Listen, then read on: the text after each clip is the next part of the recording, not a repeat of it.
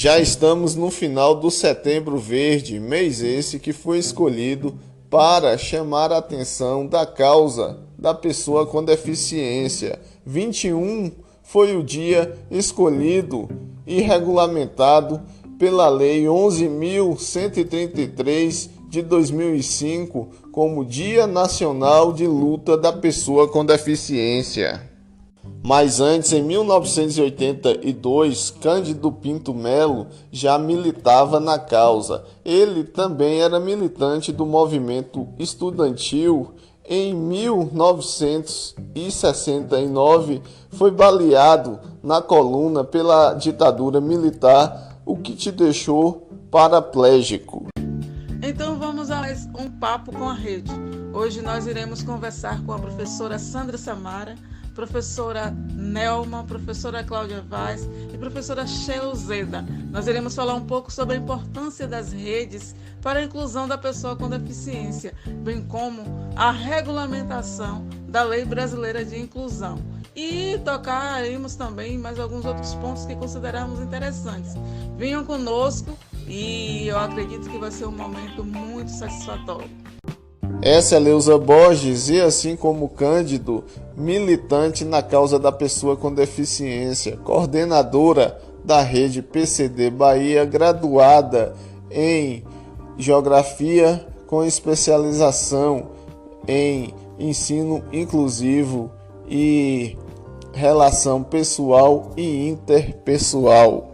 Leusa Borges conversou a respeito do tema a importância das redes para a inclusão da pessoa com deficiência, família, poder público, movimentos sociais e instituições de ensino, com as professoras Neuma de Cássia Silva Sandes Galvão, psicóloga, mestre e doutora em educação; Sandra Samara Pires Farias, mestre em educação, pedagoga com as especializações em ensino inclusivo e também Libras; Sheila de Quadros Zeda, docente adjunta de Educação Especial na Faculdade de Educação da Universidade Federal da Bahia, pós-doutoranda em Educação pela Universidade Federal do Espírito Santo,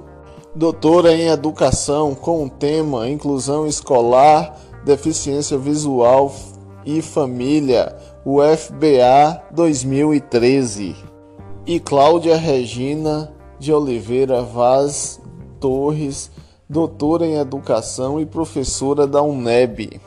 Vamos lá conferir esse papo com a rede riquíssimo. Nós iremos começar essa conversa pensando no princípio da inclusão, né? A pensar que as pessoas com deficiência são pessoas, né? E que as leis existem e elas precisam ser cumpridas, né? Postas em prática. E algo que é muito importante a gente entender também, que embora existam as leis, elas por si só não irão dar conta, né? De resolver algumas questões. E se nós levarmos em consideração que há um bom tempo nós lutamos, né, por direitos de igualdade, né, a pensar no princípio da equidade também, né, se continuarmos praticando, né, esse tipo de inclusão que em muitos ambientes praticam, nós iremos continuar praticando, na verdade, a integração e assim denominando de inclusão. Então, nós precisamos fazer diferente aqui por diante. Para isso, nós iremos conversar sobre a importância das redes para que as coisas aconteçam, porque nada nós conseguimos fazer sozinhos, né? Sozinhos. Estamos sempre com a necessidade do apoio de outras pessoas, sejamos nós, pessoas com deficiência ou pessoas sem deficiência. E por que não nos unirmos, né, por uma causa justa? Então, por isso, nós iremos falar da importância das redes a pensar na família, no poder público, nas instituições de ensino, nos movimentos sociais. Fiquem à vontade, né, cada uma com tempo médio de 5 minutos, e aí a gente vai passando a fala conforme o ponto que cada uma se identificou. Certo. É importante esse ponto que você traz, Claudileuza, a respeito das redes, né? Porque, como você diz, né, a gente precisa discutir a importância das redes para que as coisas aconteçam. E refletir sobre rede de apoio social, que é uma questão também que eu me deparo no dia a dia, trabalhando na desinstitucionalização de pessoas com deficiência intelectual, pessoas com transtorno mental, que estão fora, né, da convivência social. E a gente se refletir sobre essa rede de apoio social como um mecanismo de proteção, um mecanismo de promoção da resiliência, é importante, porque esse apoio social, esse apoio afetivo fornecido por uma rede relacional de pessoas, né, ele se mantém com laços afetivos. E depende também muito das nossas percepções, né, dos recursos disponíveis. Então, muitas vezes, a gente imagina que determinadas situações, né, motivam pessoas a buscar saídas, né, que possam, de certa forma, fortalecer, possam criar condições de resiliência, que são, muitas vezes, o ponto de partida para o surgimento de uma rede de apoio. Nas redes, nós pensamos em estratégias, e quando a gente fala das redes, as redes não estão fora, as redes somos nós todos que trabalhamos, né, com isso, que pensamos a respeito disso, que discutimos esse assunto. Então, nas redes, nós pensamos em estratégias, encontramos soluções, lidamos com as inúmeras dificuldades, né, que se estabelecem, principalmente quando a gente sabe que para a rede a gente precisa ter a família, a gente precisa que existam os laços, né, e o enfrentamento também, né, o enfrentamento desses momentos, da superação, principalmente desses momentos de crise, né, que muitas vezes a gente se depara, né. Então, a rede de apoio é esse conjunto, né? São os vínculos, são os papéis, isso está relacionado a afinidades, laços de parentesco, também amizades, né? Enfim, temáticas que nos interessam, que, de certa forma, nos debruçamos e buscamos compreender, enfrentar e superar, né, os momentos de crise, né? Então, as redes, como você disse, né, estão sempre com essa necessidade, com as necessidades de outras pessoas, né? Então, a gente tem a família, que a gente pode depois também discutir e aprofundar mais essa questão, mas espaço para as colegas, para que elas possam também contribuir. Pode ficar à vontade, professor. E algo interessante a respeito também das redes é a qualidade com que a gente monta uma rede, né, para trabalhar a respeito de um determinado assunto que a gente queira dar conta, né? A gente precisa, em primeiro lugar, compreender com o que a gente vai lidar, né? Porque não adianta a gente criar uma rede, encher de pessoas, e essas pessoas elas não estarem com o mesmo foco, né? Então, primeira coisa é ter foco, determinação e qualidade naquilo que a gente for fazer, né? Determinar um prazo para resolver, para corrigir algumas questões. Se você tem um prazo para conversar com alguém, que você fique atento a isso, então a rede só vai dar certo se as pessoas estiverem realmente conectadas. Professora Sheila, fique à vontade. Tá certo, Leusa. Eu acho que vocês destacaram pontos assim importantes, né? Cláudia apontou o que compõe essa rede, o que constitui essa rede, principalmente em relação ao suporte psíquico, emocional, social, né, para a pessoa com deficiência. E se a gente ampliar também esse olhar sobre a rede, a importância da rede social, ela é também um lugar de pertencimento, né, desse sujeito, que a gente não pode perder de vista, que em termos sociais, econômicos e políticos, muitas vezes ele integra um grupo social extremamente excluído.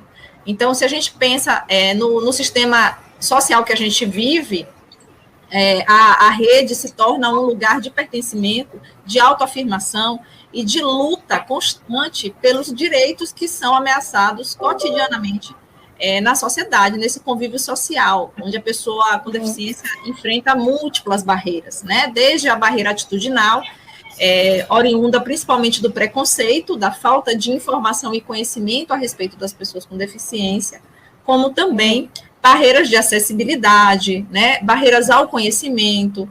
Então, as redes de apoio são espaços de conscientização, espaços de elaboração e produção também de formas de enfrentar as condições de isolamento, de exclusão social, que o nosso sistema político, econômico, oprime, né, acaba gerando na população, porque a gente não pode esquecer de que lugar a gente está falando, né, de que espaço a gente habita. Então, nossa sociedade é uma sociedade muito excludente, e as pessoas com deficiência precisam travar cotidianamente batalhas para conseguir conquistar o espaço que, por direito, já é delas, né, por lei, já está assegurado. Então, o papel das redes eu considero muito importante. E nesse sentido, professora, o que dizer quando uma rede ela é montada e a gente fala a família deve participar, a família tem que contribuir, a família tem, sem saber a realidade de cada uma daquelas famílias, né, que tem uma pessoa com deficiência, que às vezes ela não recebe uma informação de qualidade, às vezes ela não consegue estar integrada em uma rede por falta de tempo, por falta de condições mesmo psicológicas, né, por falta de tempo, por já ser uma cuidadora, porque as pessoas com deficiência, né, elas, além da deficiência, às vezes têm outras particularidades.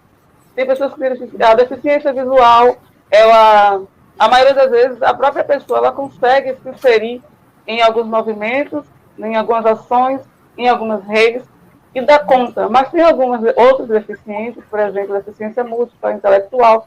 A maioria das pessoas com esse tipo de deficiência precisam do apoio de um familiar, de um cuidador, de alguém que esteja presente para contribuir de forma a melhorar a sua qualidade de vida de outras pessoas que se aproximam, né?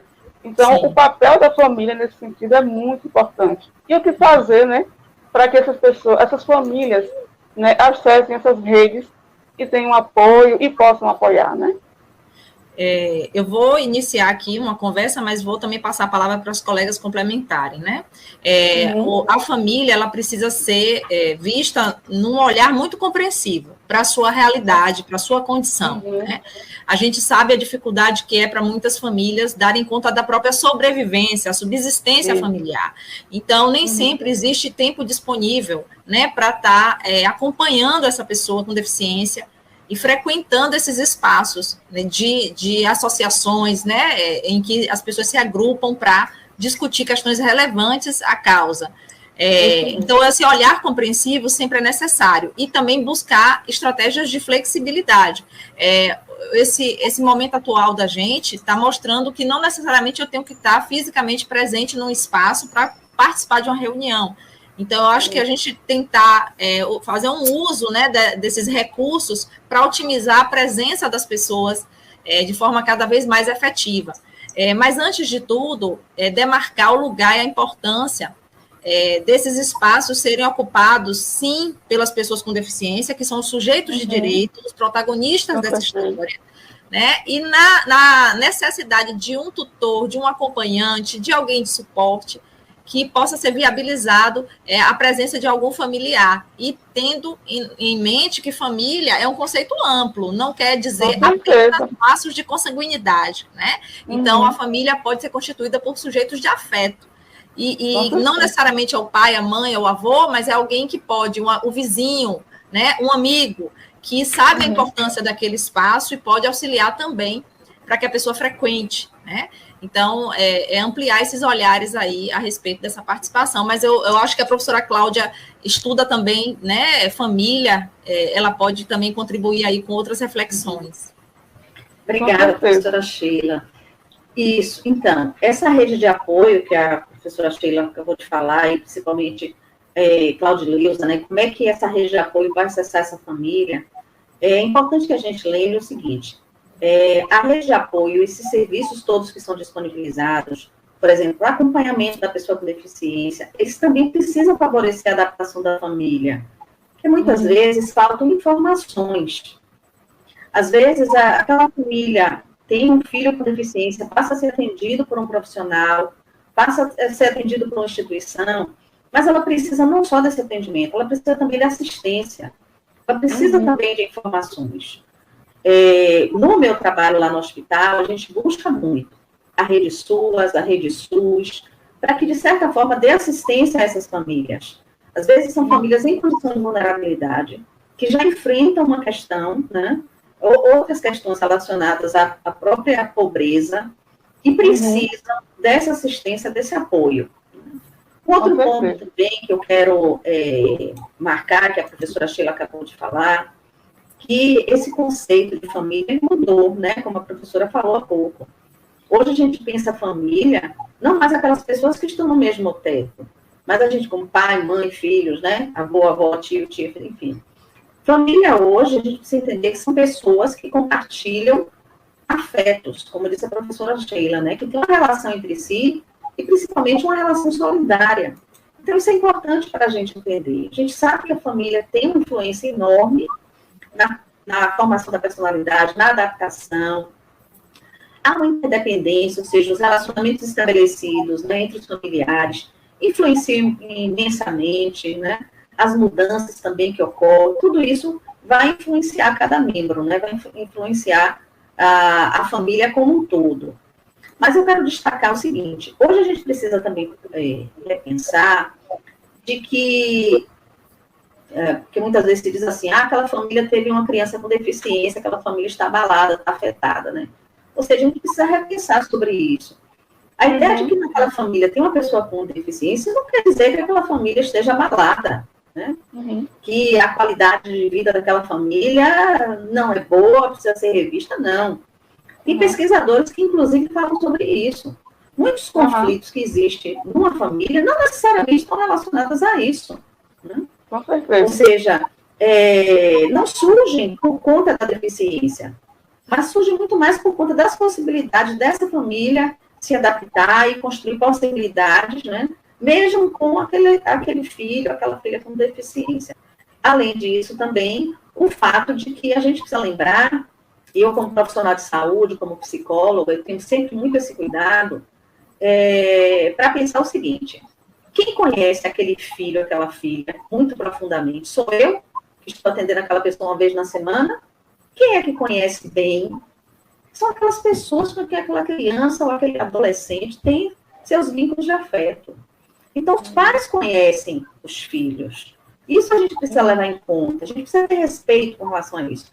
Quando eu falo que precisam de informação, que precisa ajudar a família a se adaptar, mas tudo isso precisa ser feito compreendendo que a família tem direito e tem voz com relação à continuidade do tratamento, às questões a respeito do trabalho que está sendo desenvolvido, a respeito das questões educacionais, das questões de saúde, né?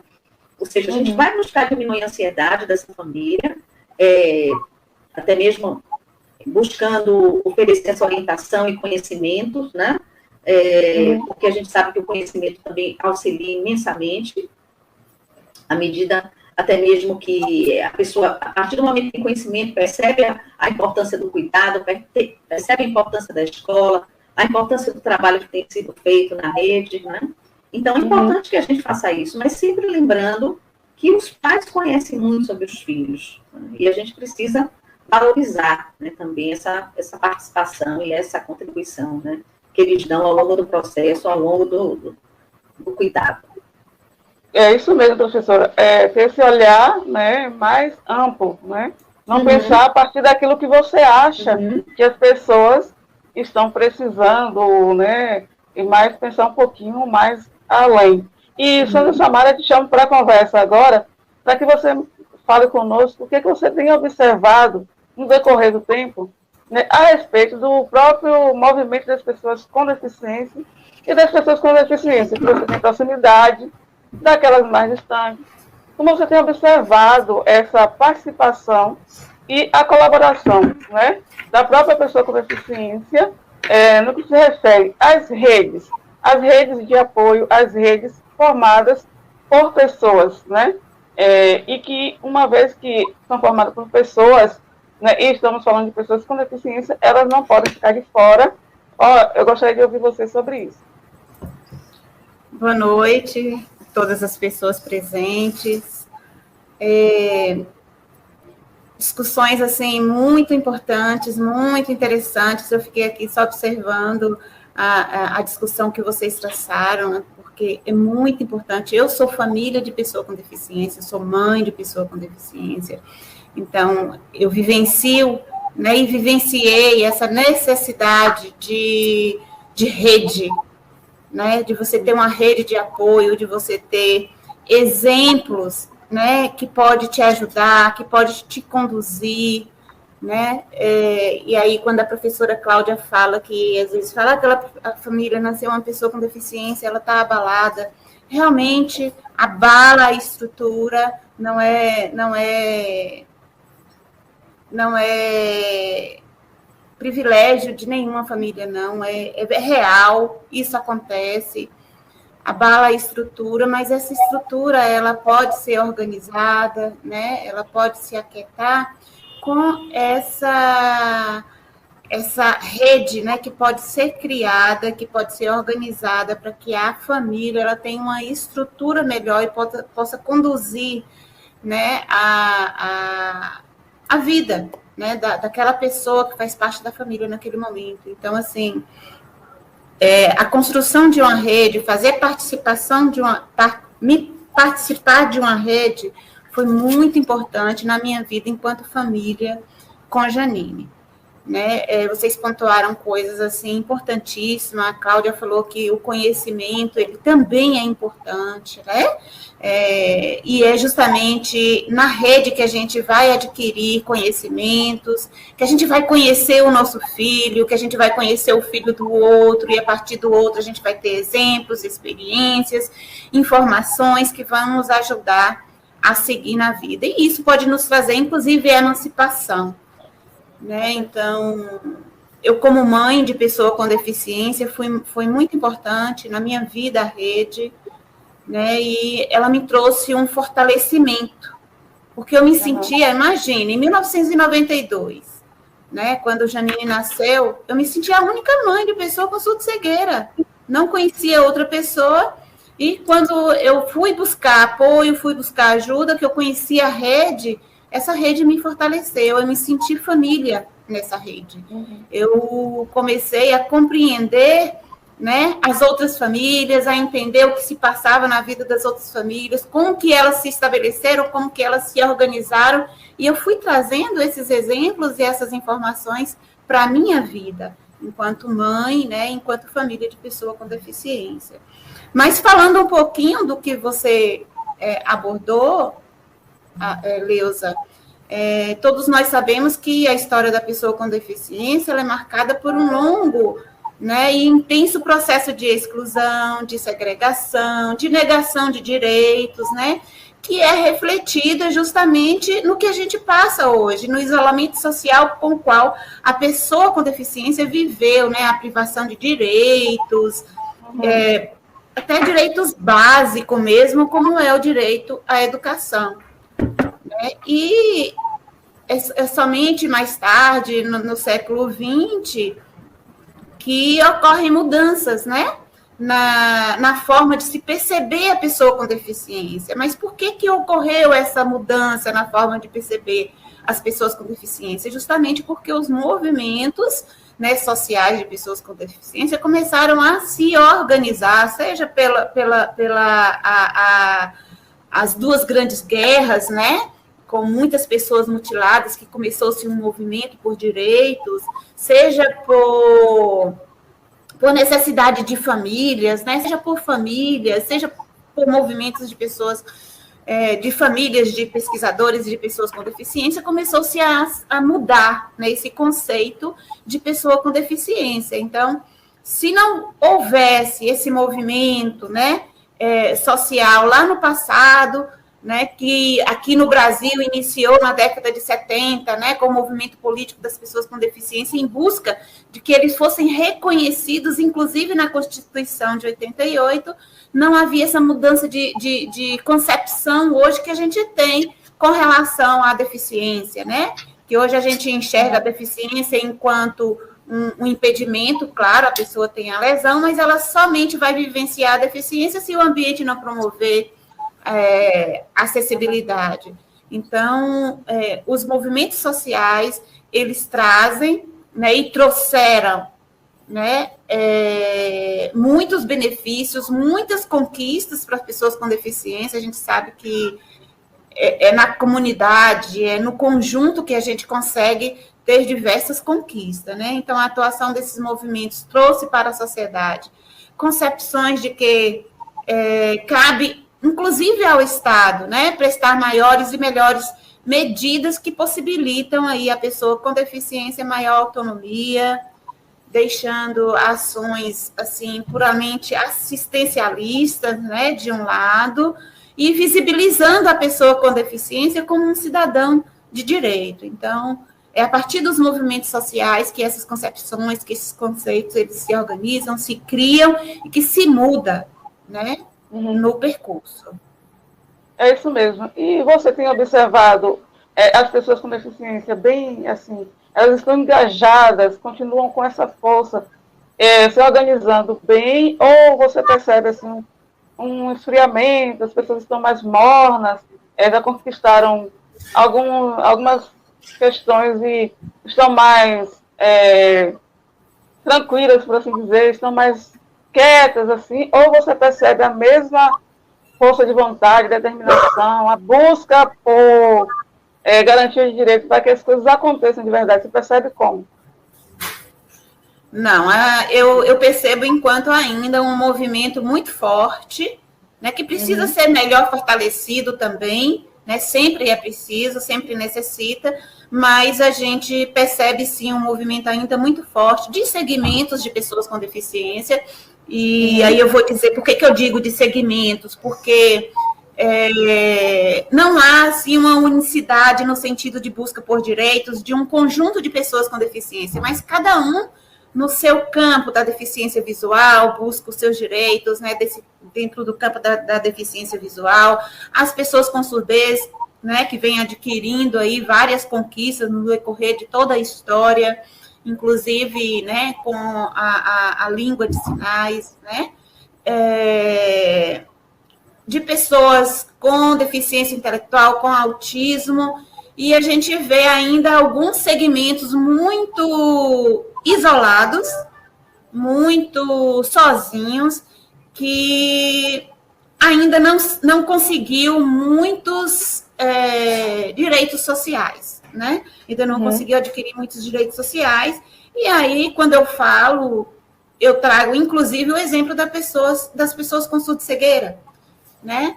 Que a surdo-cegueira, ela é considerada como a menor das deficiências, e a gente não sabe se ela é considerada a menor das deficiências por conta do não reconhecimento e da invisibilidade da pessoa com deficiência, da falta de conhecimento sobre a surdo-cegueira, né? E, portanto, ela ainda não é conhecida e, às vezes, não diagnosticada. Pelo não mapeamento dessa pessoa no censo demográfico, né? O censo demográfico ainda faz mapeamento somente daqueles que eles consideram enquanto grupo prioritário. Então, ainda tem um grupo de pessoas com deficiência que estão num movimento ainda muito isolado. Então, eu penso que a gente deve aproveitar esse momento hoje como dia de luta da pessoa com deficiência e começar a pensar, né, nessas minorias, do grupo de pessoas com deficiência, nessas minorias. Quais são os apoios que eles precisam para se fortalecer? Né? Qual a necessidade de cada grupo? O que nós, enquanto grupo mais fortalecido, podemos, né, nos juntar e nos organizar para dar maior fortalecimento àquelas minorias que ainda estão necessitando de apoio. Então, eu acho que existe sim, né? Nós temos os movimentos aí bem fortificados, continua muito na luta, mas a gente precisa olhar para aqueles que, né, ainda estão no movimento inicial, que ainda não muito fortalecido, justamente pela minoria, pela quantidade de pessoas ainda muito pequena.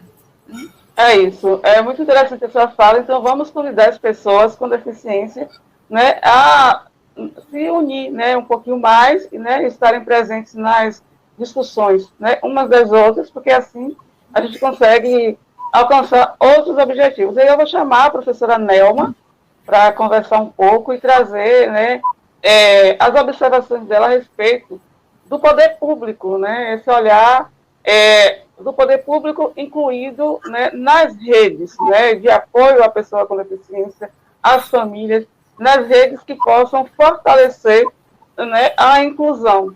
Venha, fique à vontade, professora Nelma. Pronto, então, é muito interessante a gente estar aqui ouvindo as colegas, né, e a gente vê que na fala de todas, a legislação, a política pública atravessa, né, quando a gente pensa que, inclusive hoje a gente, 21 de setembro, desde 82, os movimentos, já 1982, já festejavam, vamos dizer assim, esse dia de luta, mas ele só virou lei em 2005. Então, vejam que aí teve um intervalo de tempo até que isso ocorresse, né? Até que uma legislação, quer dizer, de alguma maneira, o poder público viesse institucionalizasse algo que já acontecia na rede, na rede mesmo, né? Na teia tecida pelas pessoas com deficiência, os movimentos, os profissionais, as próprias pessoas com deficiência. Então, as ações públicas, elas vêm como um reflexo dessa movimentação social, né? E Samara sinalizou aí para a gente como que é importante, como que alguns espaços, né, de pessoas com deficiência, alguns grupos específicos estão fragilizados e precisando desse fortalecimento. E quando a gente pensa na política pública atual, que tem por missão, me parece, né, criar a desconstrução, mais difícil fica ainda que grupos minoritários dentro da próprio grupo das pessoas com deficiência se fortaleçam. Então, a gente precisa muito ter essa visão clara, né, do momento político histórico que a gente está, e de como esse momento político ele pode fazer com que conquistas históricas, né, conseguidas com muita dificuldade, envolvendo as pessoas com deficiência, envolvendo os seus familiares, não é? Envolvendo os profissionais que trabalham, conquistas históricas podem ser perdidas a partir de uma canetada, né? A partir da assinatura de um determinado legislação ou decreto. Então, a gente precisa ficar muito atento, porque as redes, para que elas se fortaleçam, né? Elas precisam dessa articulação entre si. E quando a gente pensa na família, a gente pensa num espaço interdisciplinar. A família é um espaço trans até disciplinar, é um espaço onde está envolvida a assistência social, onde está envolvida a saúde, onde está envolvida a educação, né?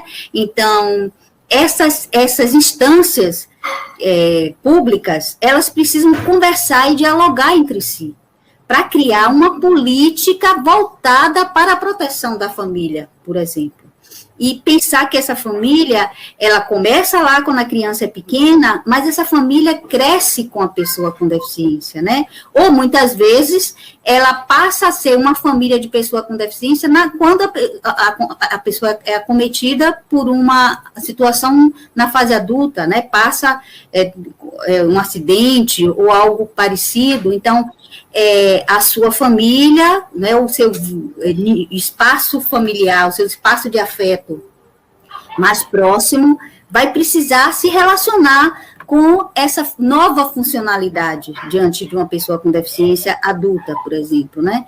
Então, pensar em políticas públicas voltadas para o fortalecimento de rede é, sem dúvida nenhuma, pensar em políticas públicas voltadas para o apoio à família, desde o seu início, desde a família da criança pequena, a essa criança que cresce e é adolescente, esse adolescente que passa a ser adulto e que as demandas são outras, é a universidade, é o trabalho, é o lazer, né? Então, a gente está num espaço social, né, numa sociedade brasileira em que o suporte a essa rede familiar, o suporte do SUAS, dos CRAs, né, por exemplo, é um suporte frágil, É um suporte que não consegue acompanhar, né, essa família aí, que é o sustento, como a gente ouviu aqui falar várias vezes, já pelas colegas anteriores, que é o sustento dessa pessoa com deficiência, o sustento no sentido de rede, de apoio, de suporte. Mas para ser rede de suporte, precisa ter rede de suporte também, precisa ter apoio também. Apoio para aqueles que cuidam, apoio financeiro, inclusive, né? A gente está num momento em que se cruza de forma muito evidente a pobreza e a deficiência. E isso torna mais vulnerável quem já está vulnerável. E nessa situação, as políticas públicas, elas são fundamentais, né? Então, a gente tem uma lei aí, 2015, a LBI, e que ela precisa ser potencializada, valorizada, né? Ser usada como referência, porque lá tem vários aspectos da sociedade, não só o aspecto que diz respeito à educação, mas à saúde, ao trabalho, né, e outras características, e outras questões relativas à pessoa, ao ser humano, ao desenvolvimento da pessoa, do ser humano. Então, vejo isso, sabe, Leusa, que a gente precisa, primeiro, se juntar, né, como todos, né, a gente, quem que eu digo, as pessoas profissionais, pessoas com deficiência, familiares, aqueles que estão em torno dessa temática, e se juntar com um olhar bem claro do que a gente está vivendo, né? E que se a gente não se fortalecer, se for trabalhando em guetos, de forma separada, um grupo conquista determinada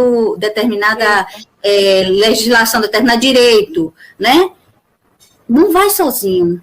Tenha certeza que aquele direito só, ele não vai se aquele grupo vai só, ele, com o tempo, ele não vai se sustentar. Porque a ação, ela precisa ser no espaço social como um todo. A escola, por exemplo, ela precisa ser inclusiva para todo mundo, né? Então, não pode ser um espaço só para uns. Uns tenham mais privilégio do que outros. Quando a gente parte com essa ideia, né, a gente coloca em xeque, inclusive, a ideia de família. Que na família todo mundo precisa ter, né, seu lugar, o seu espaço, seja lá de que forma que a família se constitua. E ainda referente ao poder público, professora Nelma, né, a gente precisa pensar as pessoas com deficiência, assim como se pensa todos os cidadãos, a partir da sua localização, né? Tudo acontece nos municípios, né? Tudo acontece nos municípios. Se você pensar a pessoa com deficiência do estado da Bahia, do interior, né, questões que talvez estejam relacionadas lá no centro-oeste, né, com a visão como se todas as pessoas com deficiência fossem iguais também, a gente não vai conseguir resolver. As leis, né, elas precisam ser as mesmas para todas as pessoas, mas o olhar precisa ser diferenciado a partir do local em que aquela pessoa vive, comunidade, espaço, né? É isso. E aí entra uma coisa muito importante, que são os conselhos municipais de pessoas com deficiência, que estão bastante fragilizados. Esse do poder público, aí da política pública, porque acaba sendo também, ela precisa ser mais fortalecida. Os conselhos, né, eles agregam ONGs, eles agregam a sociedade civil, eles agregam representantes do governo também, do município, no caso. Isso podem ser uma grande diferença nos espaços. Eu tenho um amigo que costuma dizer que quando algumas pessoas ligadas a questões políticas entenderem que os conselhos têm um poder incrível, que podem colaborar de forma significativa, as coisas poderão mudar, assim, de uma maneira que as pessoas nem imaginam, né? Porque muitos não dão um devido respeito aos conselhos, né, de direito. Sim. Os conselhos seriam os representantes, são aqueles que socializariam com mais propriedade a legislação, isso da informação, do conhecimento que a professora Cláudia trouxe, que é tão necessário para a família, né? Lá, o Conselho Municipal, ele poderia ser esse local, esse lugar de disseminar essas informações, de apoio, de suporte. E os próprios conselhos, como a Nelma citou, o Conselho Municipal, os conselhos estaduais também, né, representantes desses conselhos, representante do Ministério Público, que tem uma função importantíssima de fiscalização da legislação, do cumprimento dessas normas e do que está previsto legalmente, né? Então, são instâncias sociais, instâncias legais, e que precisam compor mesmo as redes, porque a gente precisa cada vez mais alinhar o discurso.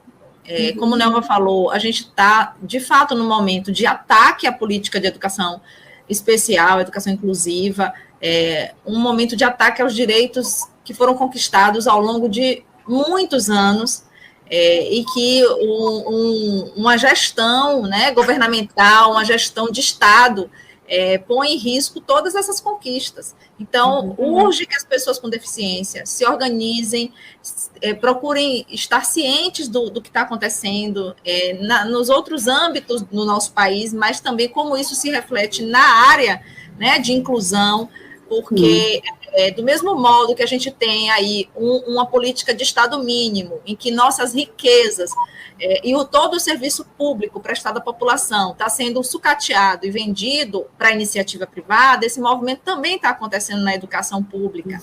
E a escola é um dos contextos de inclusão dessa pessoa com deficiência. Então, do mesmo modo que ele pertence à família, que ele constitui uma família, ele também passa muito cedo a constituir um outro espaço de inclusão, que é a escola. E a tentativa de imposição de um decreto, que é o 10.502, que está propondo uma reformulação da Política Nacional de Educação Especial na perspectiva inclusiva de 2008, de modo inconstitucional, está ferindo esses direitos que já foram conquistados, está negando à família, por exemplo, o direito de matricular seu filho numa escola comum, porque está dando uma falsa ideia para as pessoas com deficiência, para a sociedade como um todo, de que a família agora pode escolher. É uma falácia, não existe escolha. Não é verdade. Está sendo dada às famílias pura e simplesmente a exclusão escolar. E não estar na escola, consequentemente, também pode significar não estar no mundo do trabalho, não romper com a lógica de vulnerabilidade socioeconômica, porque é a inserção no trabalho, é a renda que vai mudar muitas vezes a configuração e o cenário que esse sujeito com deficiência pertence, né? Então, as pessoas com deficiência precisam, nesse momento, e que esse dia sirva para lembrar a todas elas disso, de que precisam unir forças, buscar as instituições, sim, principalmente as instituições públicas, que, de fato, estão vinculadas com o interesse de promover educação de qualidade, de promover a garantia dos direitos sociais, e de promover um serviço de saúde de qualidade para essa população. Então, atentar para esse fato. O momento de transformação é agora. Toda a crise e toda ameaça de retrocesso que a gente está vivendo tem que servir, pelo menos, para que essas redes se fortaleçam, né? Que as pessoas se unam, compreendam a nossa realidade atual, que é uma realidade de ataque, é uma realidade de perda de direitos que são muito caros, né, à população com deficiência. Isso. A garantia do direito à educação foi uma das maiores conquistas das pessoas com deficiência, né, gente? É incrível quando a gente vê esse retrocesso, a gente fica muito triste. É muito importante que a gente possa garantir esse espaço de interlocução que a escola, o estar na escola, né, diferente da educação infantil e ensino superior, na escola com todas as pessoas, nesse espaço que é aberto para o aluno, a pessoa com deficiência e sua família e aqueles com que ele está envolvido, dá para trazer a potencialidade, mostrar, olha, eu posso, né? Eu estou na escola para aprender e eu estou vivendo a mesma realidade que todos aqui da escola pública, não é? Hoje a gente está na universidade e a gente vê chegar na universidade alunos que passaram pelas escolas regulares, né? Que estão lá, que cursaram o seu ensino médio, seu ensino fundamental em escolas inclusivas, na escola regular, como a gente fala, o nome né, mas assim, que puderam dialogar, que fizeram amizades, que fizeram pessoas, amigos, professores e alunos, né? E por que isso foi possível? Porque se garantiu que ele estivesse na escola, mesmo essa escola pública com tantas lacunas, desafios para ele e para todos os alunos que estão na escola pública. Né? Isso mesmo, Fernanda. Ciência. É de todos os alunos. A universidade pública é dificuldade só para o aluno com deficiência, não, para todos aqueles que estão na universidade pública, né? Passando aí esse momento de desmonte que a gente está vivendo. Por isso, essa relação, o professor Marcelo está aqui com a gente, não é? E aí ele é da área de licenciatura, ele ensina alunos e é estudioso nessa área, e ele sabe o quanto que é importante o diálogo, a conversa, essa presença, não só o diálogo, a conversa, essa presença da pessoa com deficiência no espaço da escola, né? Mostrando que pode, que passa no Enem, que faz Enem, que passa no Enem, com todas aquelas dificuldades do Enem, que entra lá na universidade e que forma, né, nos diferentes níveis de cursos. A gente tem na UFB, desde o curso, de todos os cursos, a gente tem uma vaga disponível, e a gente tem alunos com deficiência de medicina às engenharias, né? Então, atravessando lá presentes e marcando a sua presença, se profissionalizando, e daqui a pouco estando lá no mundo do trabalho. Enfim, a gente não pode, de forma alguma, perder esse espaço. Tem 2 pontos aí que são importantes também. Por exemplo, quando falam que é a família que vai decidir onde que a criança, a pessoa com deficiência irá estudar. Como se todas as famílias, todos os pais, mães, sejam lá quem for, tivessem conhecimento suficiente para poder decidir sobre aquela questão ali. Às vezes o medo que os pais têm, a preocupação de como será o meu filho na escola, então, porque já passou por algum transtorno, pensa em desistir, e com esse apoio do governo aí, né, os pais é que vão decidir, a família é que vai decidir, fica mais fácil daquela família que não tem acesso às informações, e as próprias pessoas que compõem as escolas, né, professores, profissionais da área da educação, que às vezes não sabem como lidar com a pessoa com deficiência, e o Estado às vezes não promove isso, e tem vários profissionais que não fazem curso de formação para entender como lidar com as pessoas com deficiência. Além do que, a socialização também, né, as pessoas com deficiência com as pessoas sem deficiência. É a partir daí que as pessoas sem deficiência irão entender que a característica de uma pessoa não é motivo para exclusão, né? É motivo para respeitar, acolher, para que ela se sinta bem, fique na escola e no futuro ela olhe para trás e diga: eu fui respeitada e hoje eu consegui alcançar um objetivo maior na minha vida e posso colaborar com a vida de outros. Com certeza. Né? Ela ia falar. Só reforçando, assim, que a história tem nos mostrado que o enfrentamento das barreiras só acontece com a presença das pessoas com deficiência nesses diversos espaços. Não existe essa questão de estar preparado para receber. A gente precisa superar esse discurso, né, da escola, de que temos que estar preparados. Não, a gente precisa se preparar para ensinar pessoas, para atender pessoas, para acolher pessoas. E diante disso, eu vou aprendendo na relação com essas pessoas. Então, muitas vezes, esse discurso do preparo tenta justificar a barreira de acesso das pessoas com deficiência às escolas. Então, a família, como você falou, Leusa, e você lembrou bem, muitas vezes não dispõe de um lastro de conhecimento suficiente para compreender quais os processos pedagógicos educacionais que são realizados, por exemplo, dentro de instituição e de uma sala segregada.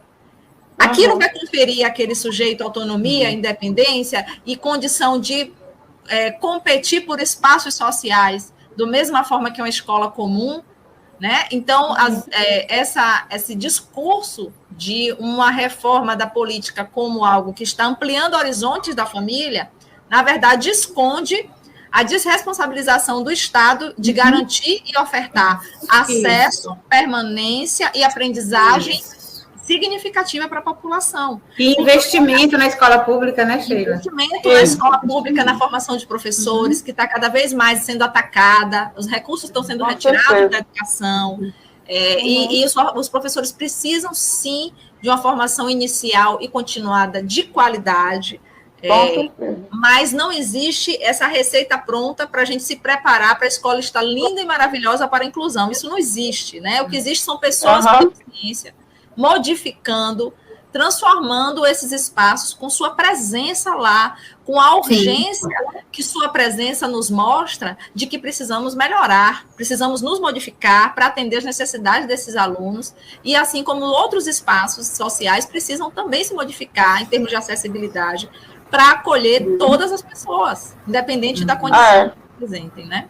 Eu sei que a gente já vai passar para outro bloco, mas o que vocês trouxeram me fez lembrar da importância, né, dessa organização da sociedade civil. O quanto, nas últimas décadas, representantes, né, da sociedade civil, organizações, enfim, quantos passos foram dados, né, rumo à promoção dos direitos humanos, né, no sentido do empoderamento dos movimentos, no sentido do empoderamento das pessoas com deficiência, a participação social, a compreensão da participação social, né? A luta pela acessibilidade. Cláudia Lemos é uma pessoa que, inclusive, vem trabalhando com isso há muito tempo, né, Cláudia Lemos? Então, a gente não pode deixar de lembrar do quanto, né, representantes da sociedade civil se organizaram, estão aí buscando a defesa, buscando a promoção desses direitos humanos, trazendo esse debate, né, buscando trazer esse tema para a pauta e principalmente desenvolvendo políticas públicas, né? Buscando caminhos para a formação das agendas, para o desenvolvimento de políticas públicas que, de certa forma, atendam as pessoas com deficiência e que, de certa forma, busquem em todos os espaços sociais o respeito, a valorização da diversidade, né? E fazendo valer o que é direito, né? Inclusive, o direito à educação, direito à saúde. Isso mesmo. Queria destacar isso, porque vocês trouxeram dentro da importância das redes, para a gente lembrar, né, do quanto os representantes da sociedade civil têm contribuído aí ao longo dos anos, né? Com certeza. E se as pessoas sem deficiência, de todas as áreas, né, não se juntassem com as pessoas com deficiência, eu acredito que seria muito pior, né, para que as pessoas com deficiência conseguissem conquistar o que já conquistaram até aqui. Então, dito isso, pegando o gancho da própria fala da professora Cláudia também, o bom é que a gente está conseguindo, né, se organizar de uma maneira que a gente pega um ponto e vai ligando ao outro, e a gente vai ligar agora a Lei Brasileira de Inclusão, né, a Lei 13.146 de 2015. Né, que traz a importância, né, de vários aspectos para que as pessoas com deficiência tenham acesso, né, de qualidade aos ambientes, né, a tecnologia e as demais questões.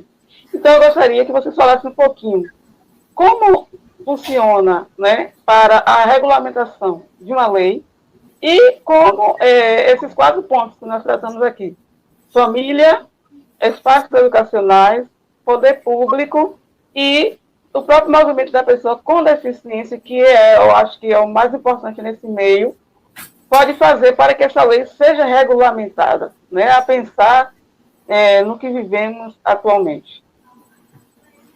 Então, pronto, eu posso começar, e aí eu vou pegar o gancho da minha área de trabalho atualmente, que é a área da tecnologia assistiva, né? Eu sou professora do curso de Engenharia em Tecnologia Assistiva e Acessibilidade da Universidade Federal do Recôncavo.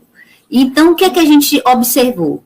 Depois da LBI 2015, na LBI já foi criado um capítulo específico, acessibilidade e tecnologia assistiva dentro dele. E foi quase que imediato as ações legais, né, para garantia disso. Por exemplo, as cidades hoje, elas precisam ter o seu plano de acessibilidade. As universidades que já vinham, né, os núcleos de acessibilidade que já vinham recebendo pessoas com deficiência, em 2017 isso se torna obrigatório para as universidades federais, institutos federais, e os núcleos precisam se organizar para a concessão de recursos de tecnologia assistiva também, né? Ou seja, o fato da LBI de 2015 passar a existir como Estatuto da Pessoa com Deficiência, né?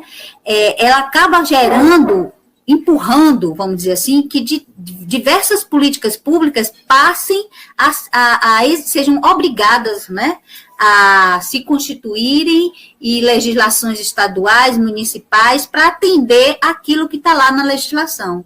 Hoje, a LBI, ela fez o quê? Ela juntou várias legislações que já vinham, né, acontecendo ao mesmo tempo, então, no âmbito do trabalho, no âmbito do lazer, da educação, da tecnologia assistiva, da saúde, juntou nesse grande aí estatuto que a gente chama, né, da pessoa com deficiência. Então, está na lei. Se está na lei, a gente precisa o quê? Socializar, deixar essa lei cada vez mais vista, né? Dar mais visibilidade a ela, levar essas informações às pessoas, aos principais interessados, são as pessoas com deficiência, e, por consequência, aqueles que estão junto com eles, né? Os familiares e etc. Dar mais visibilidade e usar mesmo desse recurso, né? Para forçar, a palavra hoje ainda é essa, forçar, né, levar, estimular que políticas públicas possam ser criadas a partir disso aí, dessa legislação, que compilou várias outras que já estavam ali, né, acontecendo ao mesmo tempo, mais fragilizadas. Então, na própria lei, a gente já vê um direcionamento no sentido de vamos trabalhar em rede, vamos trabalhar junto, né, que é um pouco de que a gente vem falando desde o início aqui da nossa live. Com certeza. Eu passo a palavra aí para os colegas agora. Só complementando, então, né, quando você diz isso, é interessante porque a gente tem uma fragilidade muito grande nas políticas públicas em relação ao aspecto intersetorial, né? Então, existem ações, mas são ações desarticuladas, fragilizadas, né? E aí, por exemplo, se a gente pensar entre saúde e educação, a gente tem o projeto Saúde na Escola, PSE, o quanto que esse projeto tem potencial, mas a forma como ele é operacionalizado no cotidiano das escolas e das unidades de saúde, né? É algo pronto, descontextualizado, que a escola não integra isso no seu projeto pedagógico. Então, são ações que poderiam dar um suporte grande para as pessoas com deficiência e suas famílias no espaço comunitário, porque a gente precisa pensar políticas que tenham um viés comunitário, porque é no bairro que eu vivo, que eu existo, que eu me relaciono, que eu me desenvolvo, que eu troco. Então, as ações precisam ser pensadas cada vez mais na lógica da territorialidade, né? E a LBI, ela é uma legislação muito ampla, no sentido de que ela contempla a questão da própria capacidade civil da pessoa com deficiência, a inclusão escolar, a questão social, né? A questão da própria discriminação, do preconceito, do abandono do qual essa pessoa pode ser vítima, fala da questão da saúde, do esporte. Então, a LBI, por ter essa característica de estatuto, ela se torna uma ferramenta muito importante na luta pelo direito das pessoas com deficiência. Agora, ela precisa também ser melhor compartilhada, socializada, compreendida, porque a legislação ela se faz nas ações cotidianas, né? A gente precisa operacionar isso na prática. Então, garantir que diante de uma violação de direito, esse caso seja reportado às autoridades competentes, né? Diante de uma barreira que exista para o processo de inclusão social daquela pessoa, que isso seja reportado a quem de direito, a quem pode ajudar a resolver. Então, a LBI, ela traz, assim, reflexões amplas, não é apenas uma legislação sobre educação inclusiva, não é uma legislação apenas sobre educação na área do trabalho. Então, a gente tem que valorizar essa ferramenta como uma legislação que traduz muito dos movimentos sociais de pessoas com deficiência, porque foi sim uma legislação construída com um debate democrático, e nunca, nenhuma lei vai contemplar tudo, vai dar conta de tudo, ela tem lacunas ainda, deixa aspectos que precisam ser melhor discutidos e regulamentados, mas, sem sombra de dúvida, constitui, sim, um avanço e uma conquista legal muito relevante na área, né? Maravilha. Professora Cláudia, eu só queria complementar que a própria lei, ela tem um conjunto, né, dos seus artigos, dos dispositivos, que podem ser efetivados sem maiores problemas, mas existem situações que é preciso que existam decretos, é preciso que existam resoluções. Então, por exemplo, o assento nos teatros, a gente tem um decreto que trata disso. Um carro que as locadoras precisam ter para as pessoas com deficiência, tem um decreto, ou seja, os decretos, as resoluções, às vezes vão complementar os dispositivos que estão na lei. Tem um outro que trata da Anatel, tem os dois da Anatel, relacionados à comunicação, né? Então, muitas vezes, para a gente regulamentar, né, aquilo que está na lei, como a professora Sheila e a professora Ana trouxeram, é preciso socializar, é preciso conhecer a lei, é preciso que a gente efetivamente trabalhe para que isso se dê, mas esse conjunto, né, de dispositivos que estão lá traz requisitos que muitas vezes podem se efetivar sem grandes problemas, e outros precisam de um decreto para poder complementar aquilo que está posto na lei, como esse que eu citei há pouco, que eu lembrei, né, do assento nos teatros, assento nos cinemas, né, essa reserva, né, nos espaços para as pessoas com deficiência. Então, tem um decreto para dar conta disso, né, da Anatel, entre outros que existem também. Então, são pontos importantes também para a gente pensar nessa questão de Cláudia Leusa, para que a lei seja regulamentada, o que é necessário, o que é preciso, né? E os decretos não surgem à toa, as resoluções não surgem à toa, surgem por conta do quê? Dos movimentos sociais, por conta das próprias pessoas que trabalham, que são pessoas com deficiência, familiares de pessoas com deficiência, que reivindicam, né?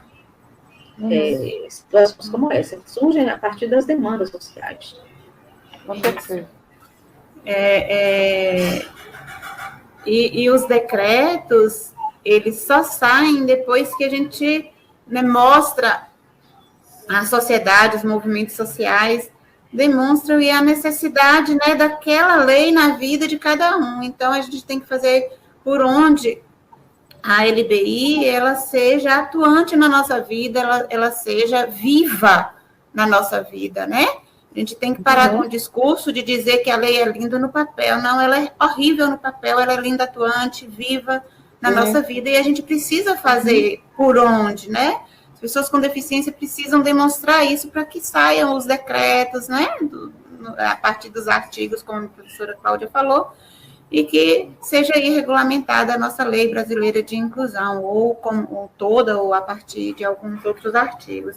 Agora, uma coisa que eu acho muito interessante na lei brasileira de inclusão, que hoje a gente está com um movimento assim, muito grande, a gente está vendo muitas pessoas sociais querendo ser pessoas com deficiência para aquisição de alguns direitos que as pessoas com deficiência têm, né? Eu nunca vi isso na minha vida e estou vendo agora. Muitas pessoas querendo ter a deficiência e até entrando, abrindo lutas, né? Para que sejam reconhecidas enquanto pessoas com deficiência para a aquisição desses direitos. E a Lei Brasileira de Inclusão, ela traz que a avaliação da deficiência ela vai ser biopsicossocial. Né? Então, desde 2015, que a gente está em busca desse formulário de avaliação biopsicossocial, e que está lá ainda não sai,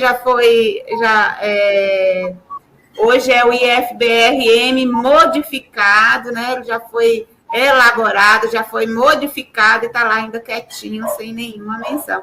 A gente precisa buscar isso também, né? Fazer com que esse IFBRM ele saia do lugar para que a avaliação biopsicossocial da pessoa com deficiência ela seja realizada para a aquisição de direitos daquelas pessoas que realmente têm o impedimento de longo prazo, né?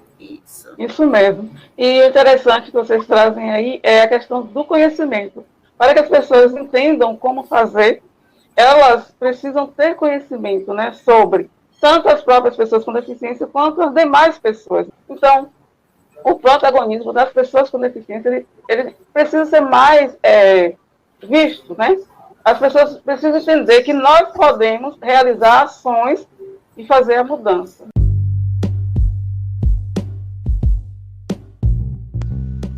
Quero agradecer às minhas convidadas, professora Cláudia Vaz, professora Sandra Samara, professora Sheila Uzeda, professora Nelma, por terem topado bater esse papo com a rede, que foi muito gratificante. Forte abraço e até o próximo Papo com a Rede. Só para refletir, a Nona Sinfonia de Beethoven ele compôs quando estava completamente surdo. Meu nome é Marcelo Baiano, vou ficando por aqui e até o próximo Papo com a Rede.